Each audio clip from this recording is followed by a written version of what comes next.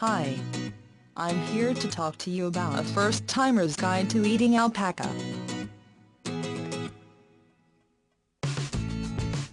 A first-timer's guide to eating alpaca. Alpaca sold by the box.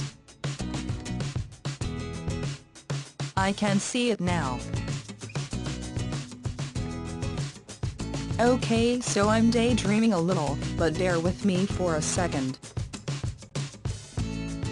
So like I was saying, the thought occurred to me recently in one of my more illuminated moments that if alpaca were sold in my grocery store it might look something like this. A tan-colored box. In the background stands Machu Picchu in all its glory, clearly bringing your subconscious mind to reflect upon the fineness of Peruvian culture and cuisine. Perhaps in the foreground a close-up of a banquet table reminiscent of the kind you would find on any Thanksgiving worth its stuffing.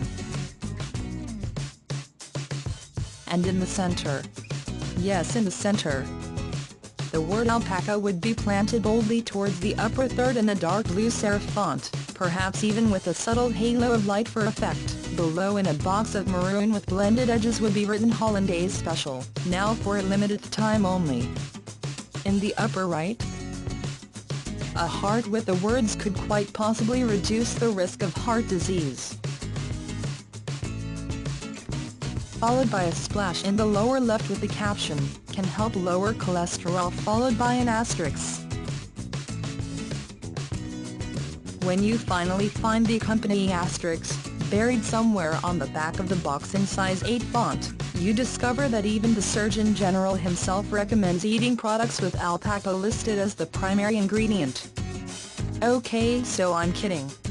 Well, mostly. Actually, I copied most of that off a box of Honey Nut Cheerios.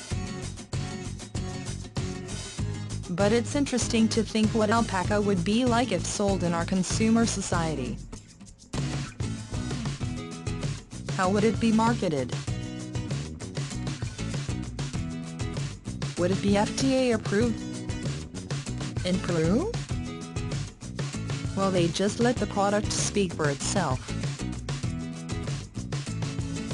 Gravy-soaked alpaca. MMMM. Gravy-soaked alpaca.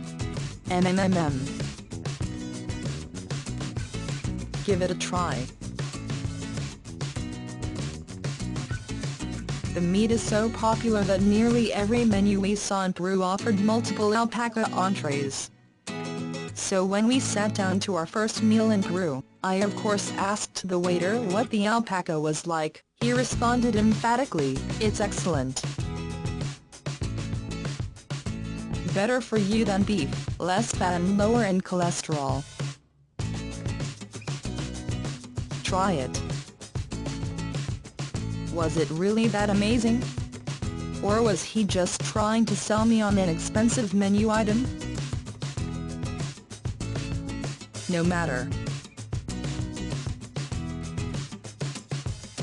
Try it I did.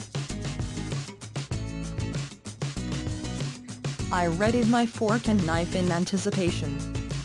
The cut. The bite. The verdict. But alpaca, both live and cooked, is more than just a tourist attraction in Peru, photographed and consumed across the country. What you need to know. This relative of the camel, indigenous to this region of South America, has been held in high regard by Peruvians for centuries. Alpaca populations are particularly concentrated around the Lake Titicaca region of Peru and Bolivia. 500 years ago, Inca used alpaca fiber to create elaborate garments for their wardrobe. Some things haven't changed. Today, alpaca wool products are some of the most highly sought items in Peru. The city of Arequipa is particularly known for its high-class alpaca products. It is common for people to have trouble distinguishing between the alpaca and its close relatives, the llama and the vicuna, though all are members of the camelid family. Alpaca is smaller than the llama, but larger than the vicuna.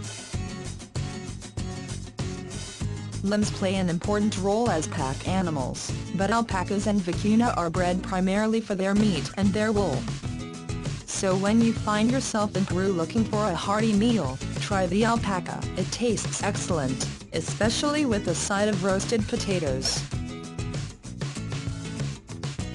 But just remember, it's more than just a tasty meal. More than a slab of meat.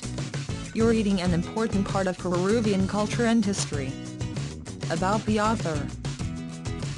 Justin Ballard grew up overseas, moving to a new country, and a new continent, every few years with his family. By the time he turned 18, Justin had lived in 5 different countries.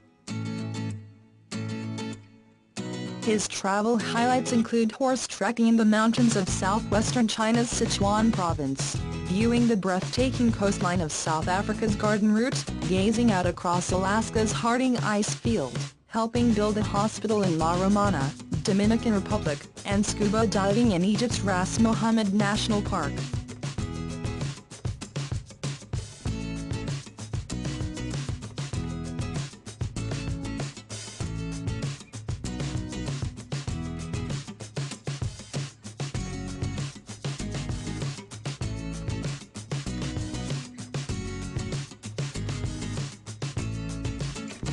Hope you found it useful. For more information please click the link in description.